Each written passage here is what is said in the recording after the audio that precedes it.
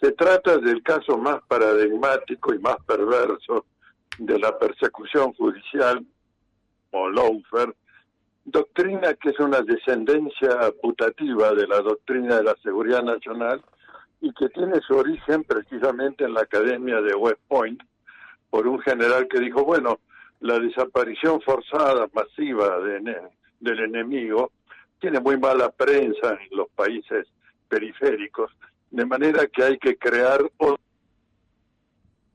Y se cortó la comunicación con el doctor Barcesat, un abogado constitucionalista él, que nos da la mirada de la academia desde el lado, lógicamente, del peronismo, es afín a esta...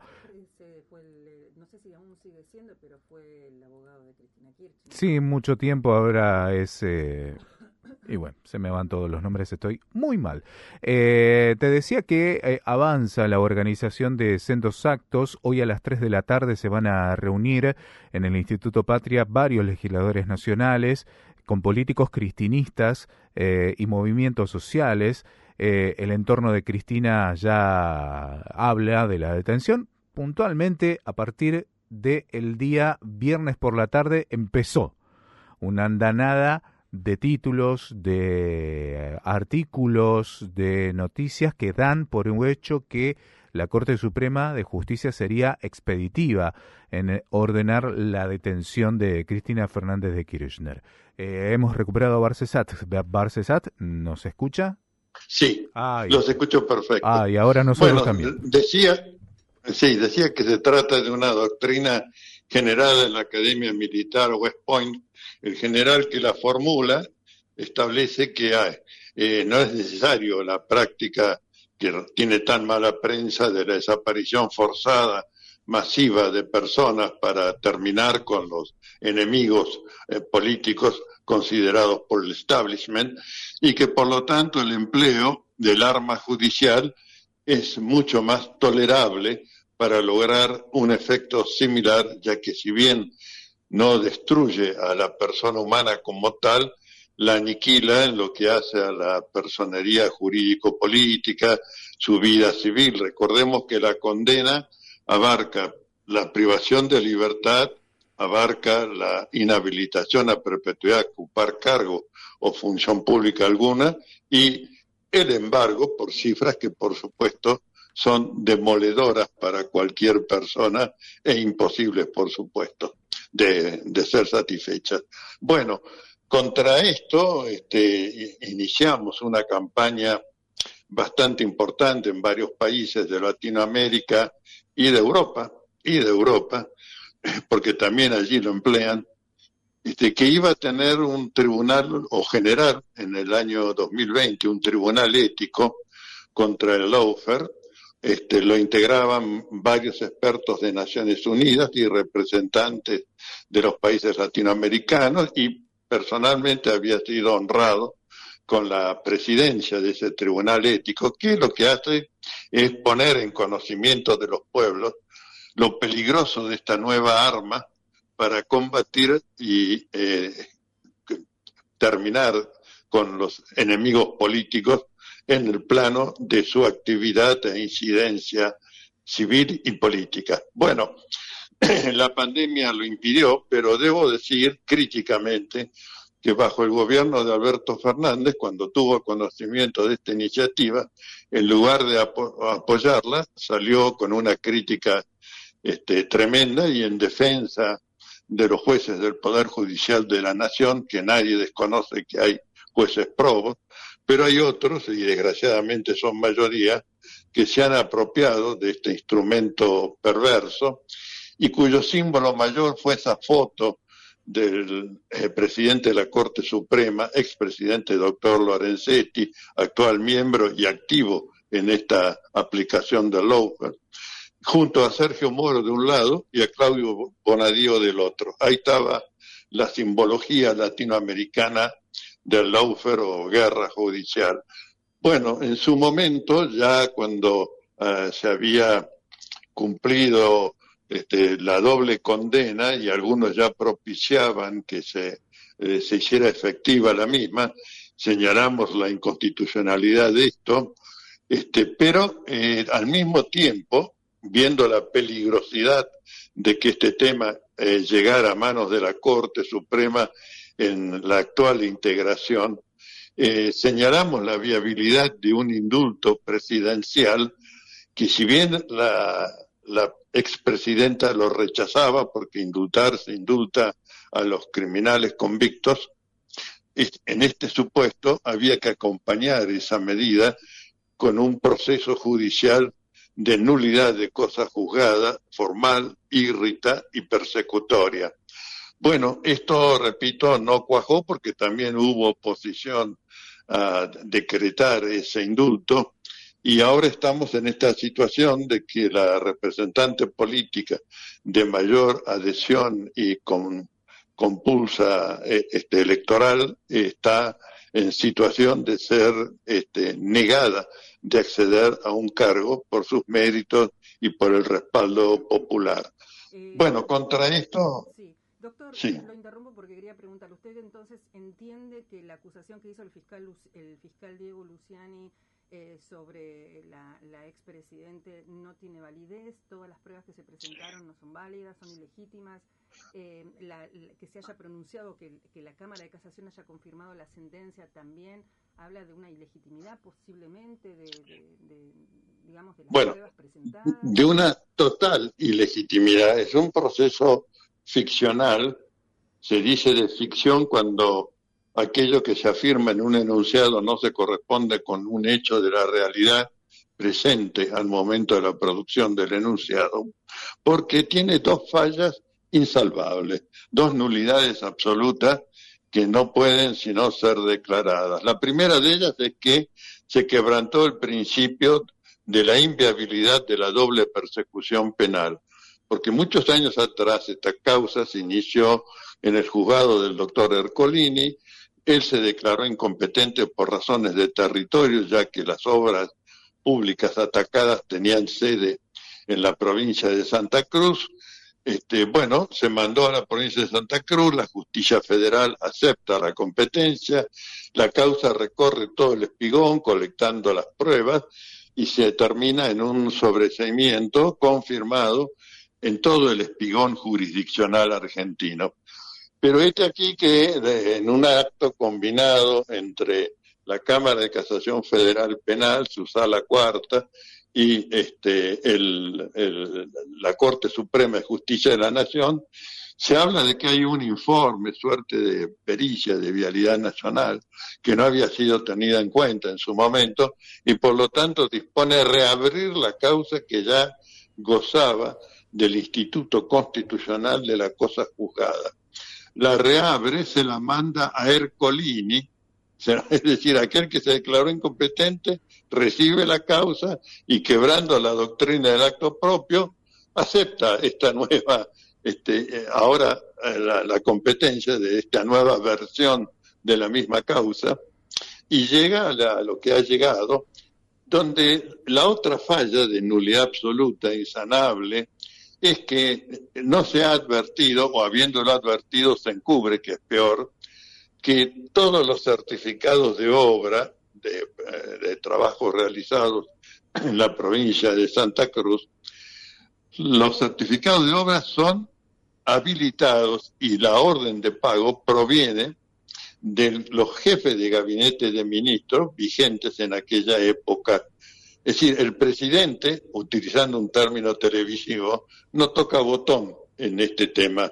Es decir, las firmas son todas de los jefes de gabinete. Bueno, los jefes de gabinete fueron llevados a prestar declaración, todos ellos declararon tranquilamente, nadie les objetó nada, no fueron ni siquiera procesados, nada por el estilo, y la que no puso ninguna firma en las órdenes de pago es la que resulta condenada. Por otra parte, la pericia rectificada, porque la primera era un informe falso y hay causa judicial por ello, la pericia determinó que no había ninguna irregularidad ni diferencia entre obra realizada y certificados pagos. Bueno, si la obra está, si la obra se pagó, no se ve cuál es la materia de la ilicitud de obrar que se le reprocha a Cristina de manera tan monstruosa, persecutoria, denigrante del Estado de Derecho y violatoria, esto es quizás institucionalmente lo más importante, del deber de obediencia a la supremacía constitucional. Bueno, así está nuestra institucionalidad tirada por el piso. No estamos viviendo bajo Estado de Derecho, sépalo la audiencia, estamos viviendo bajo excepcionalidad institucional porque, bueno, el poder económico a través de sus lacayos impone proscribir a la dirigente política de mayor adhesión popular a efectos de facilitar la tarea de demolición del Estado y de entrega de nuestras riquezas y recursos naturales al poder extranjero o al poder económico internacional. Doctor, le pregunto... Esta es mi visión del tema. Bien, le pregunto, ¿cuál es la implicancia que va a tener la decisión si llegara a la Corte Suprema digamos, a dejar firme la condena contra la Presidenta? ¿Cuáles son las implicancias para la Presidenta Cristina? ¿Cuál es la situación? ¿En qué situación queda ella? Quedaría en situación de proscripta. Ahora, se me ha ocurrido en estos días, después de que esa campaña mediática que dicta las sentencias antes que el Poder Judicial las emita, se me ha ocurrido que sería pertinente que presentara un amparo electoral en jurisdicción de la justicia electoral de la provincia de Buenos Aires, que es donde anunció su candidatura, para que mediante el amparo se revise la decisión, así sea que emane de la Corte Suprema de Justicia de la Nación. ¿Por qué? Porque la cláusula del artículo 43 y la inteligencia que se le ha asignado a ese artículo, yo he tenido mucha participación e incidencia, no solamente en la redacción del artículo, sino en 2 conferencias nacionales de la Federación Argentina de Colegios de Abogados explicando su contenido. ¿Y qué es lo que se dice ahí?